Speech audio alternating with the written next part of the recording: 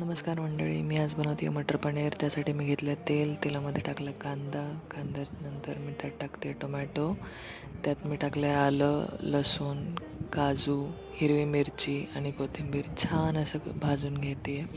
ते भाजून घेतल्यानंतर ते आपण छान असं बारीक करून घ्यायचं आहे मिक्सरमध्ये. दुसरीकडे मी पनीर तळून घेते आहे. गोल्डन कलर येईपर्यंत पनीर तळून घेते. त्यानंतर एका कढईत मी तेल घेते, जिरं, मोहरी आणि वाटण केलेलं आपण त्यात टाकते आहे.